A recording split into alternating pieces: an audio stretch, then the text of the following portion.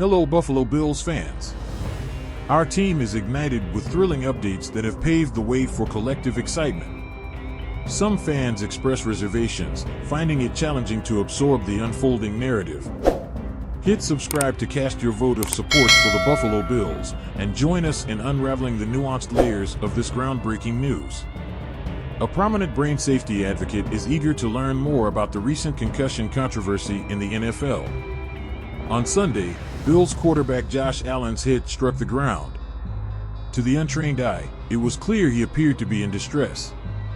As explained on Sunday night, Allen ultimately missed a total of 6 plays, 1 punt, 4 defensive snaps, and 1 offensive snap, also known, given the position he plays, as 1 play, totaling 2:30 of game time and 6:06 of real clock time.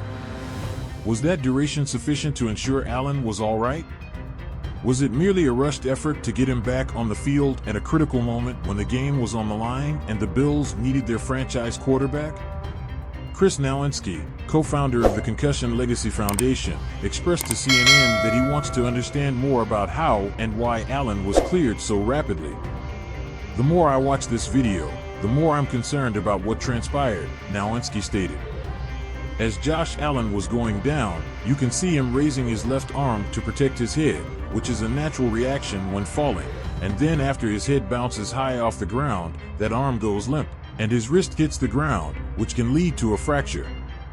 That's something any athlete would avoid if they were aware, so I genuinely believe he was unconscious for a moment after that hit.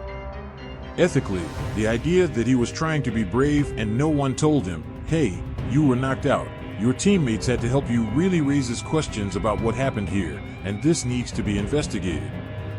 Nowinski also raised concerns about the use of smelling salts offered to Allen after he left the blue medical tent, calling that action an absolute disaster and something that should not happen.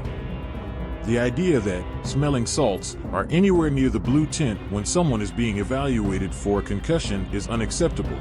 So I hope we never see that again and that we implement a rule change regarding it, Nowinski remarked.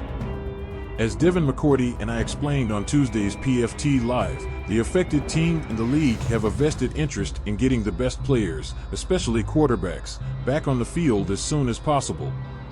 2 years ago, NFL Executive VP of Football Operations Troy Vincent defended the practice of officials aggressively penalizing roughing the passer during a Sunday morning appearance on ESPN, noting that pro football games enjoy high ratings, which depend on the availability of top quarterbacks.